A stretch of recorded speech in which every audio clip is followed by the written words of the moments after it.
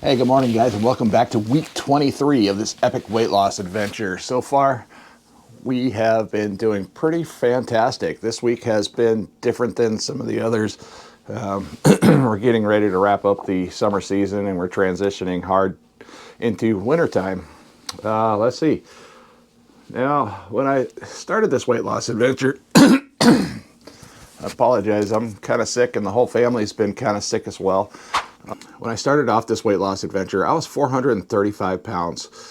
I was fed up with being fat. I was fed up with being tired. I was also fed up with being sick all the time. So I needed to do something. And thankfully, in the last 23 weeks, I've kind of fixed a lot of those things. Now, if you like supporting people with journeys like these, by all means, please subscribe to the channel, follow along, comment down below. Let me know your weight loss journey because I'd love to hear from you. Yeah, there was a problem there for a while. I didn't know if I was coming or going because I was just so sick. I was so overweight. I couldn't breathe. I just had this horrible depression and this weight on my chest. I didn't know, exactly what I was gonna do from week to week. I just kept eating and eating and eating, and every time I had feelings or emotions, I just kept eating more and more food. So right now my family's kind of sick, so I'm trying to be a little bit quiet but loud enough to hopefully make this video because my wife's not been feeling good. My daughters haven't been feeling good. My son's doing okay. My son's kind of superhuman. He does do pretty well. Let's get into the morning weight loss. Every Saturday I get up. This Saturday I got up about 3:30 in the morning, and my cat always walks me down the hallway. I apologize for the pile of laundry. I didn't pick that up before I got started. And I never know who's going to be sleeping on the couch in the morning because this is the living room, and we have TVs. That's my son right there. He got home from a Halloween party. They had a Halloween dance at his high school. So let's get this scale set up and see what we're going to find for this week. Okay, let's get this thing tiered out. There we go. We got zeros. Okay, let's get on here and see what happens. 319.6 pounds. Okay, I'm pretty satisfied with that number. Meanwhile, my cat is playing with my wires because this is what kittens do, because kittens are fun. All right, go lay down in the chair over there, please. Thank you. Bye. Well, so let's get on into the weight loss aspects. Let's see, last week I lost 3.6 pounds, and yeah, I was pretty happy with that number. That was a good week. This week here, let's see, I got 320.9 pounds minus 319.6 pounds. That puts me down this week another 1.3 pounds. I'm pretty happy with that. Now, when I started this weight loss journey, I was at 435 pounds. Let's see, now we can minus that 319.6 pounds. That puts me down a total weight loss of 115.4 pounds. Yeah, I'm getting there. I'm getting there slowly. Not quite as quick as I was wanting to be down below 300. I was wanting to be down below 300 pounds at this point because everything else has been coming off so fast up until this point. But I think now that the water weight's off, I'm just starting to work on the actual fat, and hopefully I can start getting that fat off this body. And it's been a long road. I had a long day. So all right, let's go ahead and get on to since I started Carnivore, 335.6 pounds. That was my starting weight when I started Carnivore, and that's been over 30 days plus about a week or so. I'm not going to sit here and go in the whole details of the specific days, how long it took. I mean, I could, if somebody asked a question in the comments, I would go back and I'd figure it out because I did mark it on my calendar.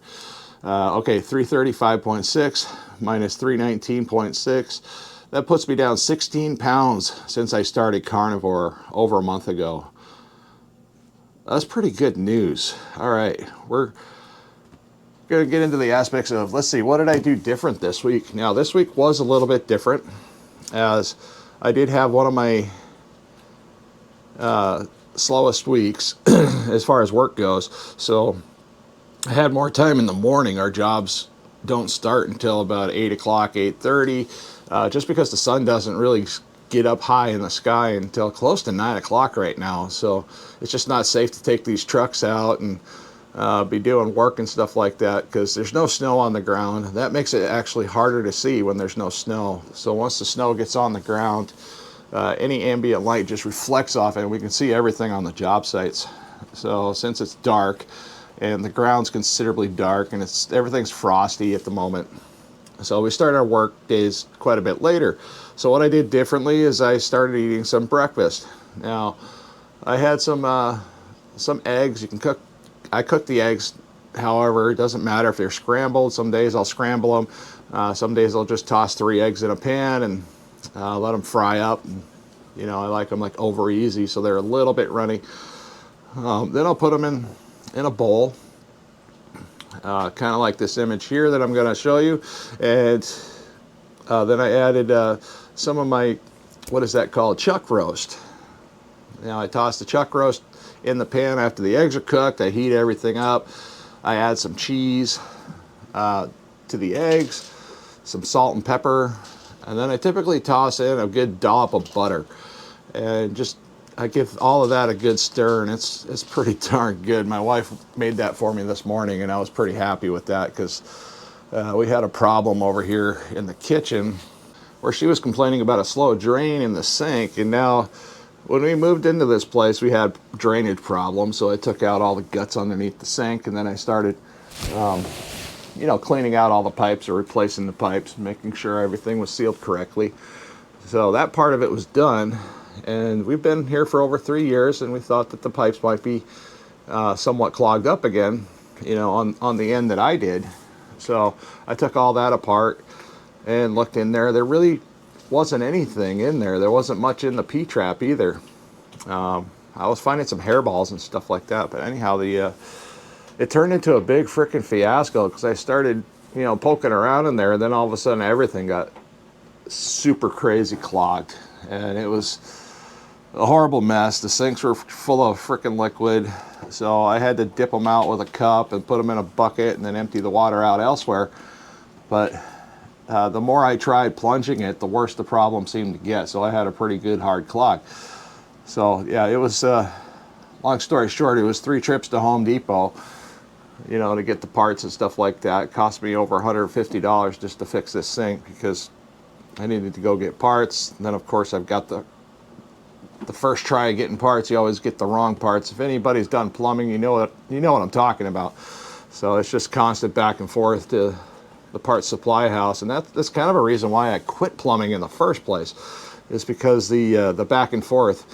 And it's like you charge a lot of money for a job, but nothing ever feels like it really gets done. And then when you are done, you got customers that are complaining because, you know, you got a little bit of water on here or something like that. Yeah, you know, if you're in the field, you know. I'm sure electricians experience the same things at times. But to top it off, the clog wasn't fixable from the top side of the house, so I had to crawl down under the house, find the sewer line where it met up to the drain line, where it met up to the main sewer line that runs underneath the house. So I had to cut it down there and then run a snake back towards the house because we already tried a snake from this side down. That didn't work. I mean, it did work a little bit. We didn't have a whole lot of success from the top side. We definitely didn't get any drainage. We got some stuff out. That was about it. But once I got down below the house and cut the line and we started, you know, reaming the hole, things started coming out. We got some flow moving pretty quickly. So it was just a matter of put the couplings on and seal it up and call it a good day. Well, yeah, that's where I found out I had the wrong part after I crawled all the way under there. Now, 23 weeks ago, I wouldn't have been able to get underneath this house and do that. And my, hey, you guys play nice. I mean, they're actually playing, but it sounds like they're killing each other. I don't know if you can hear that through the microphone, but wow. Yeah, now they just took off playing with each other. My cats are great. I wanted to introduce you to Baby Bear. This is our new kitty. This kitty showed up one day when I was in bed, and all of a sudden my wife and kids came home and said, hey, guess what? We have a new kitten. And so far, this cat has turned out to be a blessing in the house. And she's been a whole lot of fun, and she likes to mess with my stuff and my wires. But anyways, yeah, we got that fixed. And but yeah, I couldn't get under the house before. Even when we had all the skirting off around the house to do inspections, I was so large that I had a hard time just, pointing to stuff and, having people, pull stuff out, because we did a thorough cleaning under this trailer. Thank goodness we did that, because there was so much stuff under here that didn't need to be here. But I guess my point in all this is that I wouldn't have been available to get this job done at this time of year. It's cold. I mean, and there's not a lot of room under this trailer to even fit underneath the frame rails to get to where I need to go. Plus I had to go further than where the pipe was and then spin around in a very uncomfortable circle just to take care of what I needed to take care of. And I had to do that 2 times, and that was still a lot of work for me, even now that I'm a lot smaller and in better shape. But anyways, let's get on to something else. So one thing I do like about Carnivore is it's a whole lot easier to practice on the weekends. Now, when I first started all of this, I was doing like a 5-day fast, and then I was doing 24-hour fasting, and it was primarily Monday through Friday, and that was the only times that I was doing any kind of focused type of fasting or weight loss. And on the weekends, I would be considerate of myself and what I'm trying to do, and I would just kind of take it easy on the weekends. So, but now that I started Carnivore, when I go to the weekends, I'm not nearly as bad. Also, I've had, several 23 weeks of practice up to this point. So I'm getting better, and there are some cravings that come along with Carnivore, but it's a whole lot easier to sustain throughout the weekend for me. So I think that's just benefiting my overall health in general. So that's a plus. Now, I wouldn't call myself 100% carnivore, because I'm not. I'm not gonna, pretend that I'm something I'm not. What I do eat on occasion is, like last night, I had half of a watermelon or some fruits, but I definitely watch what types of fruits, because some have affected me pretty dramatically in a bad way. So I'm trying to figure out who it was that started trying to recommend fruits and carnivore be mixed together. I don't think that's a great idea. I don't think that's a great idea for a lot of people for specific reasons. Because last weekend I had 2 little tiny apples. They shipped them up here from Washington. They were incredibly delicious. They were super crisp. They gave you every aspect of what a little apple would do. But the thing is, I had 2 of those, and within a half an hour I was knocked out. I had to go lay down. I was in bed for about 6 hours, right in the middle of the frickin' day. I mean, it was, when I got up, I think it was about 9 o'clock at night when I finally got up, and the wife, kids were like, "What happened?" And I'm like, "I'm not sure." So I started looking into it, and of course YouTube does its thing, which is, the algorithm. They try to push videos to you as needed somehow. And I don't know how this video popped up, but a video popped up about this one young lady. She was talking about the dangers of carnivore and certain types of fruits like apples. So I guess what happens is, after you're doing carnivore for a while, and then especially you add natural sugars like that, it processes in your body differently. It doesn't process like high fructose corn syrup would. It processes differently, and it heads straight to your liver, is what I understand from her video. And that's basically where all those sugars from that apple hit my liver and kind of overloaded the liver a little bit. So it just made me extremely tired until everything got flushed out and was gone. But it was kind of dramatic. It was a self-induced boo-boo. So we're not going to go that route anymore. Yeah, we're going to skip the apples. We're going to skip the bananas. We're going to stay away from vegetables like tomatoes. Now, some vegetables that I will accept will be stuff like celery, onions, green, red peppers, stuff like that, hot peppers. But primarily, yeah, everything else I'm just kind of I'm starting to wean off of. I'm not getting this horrible craving or sensation like, ooh, I gotta have vegetables right now. Now, another thing I've been doing is cooking more liver. Liver is packed full of nutrients. That's been helping curb those cravings. So now I think it's just my opinion, and there might be some scientific evidence to back this, but I'm not a scientist and I'm not going to play like one either. But when I have cravings, I feel like, you know, it doesn't matter what the craving is.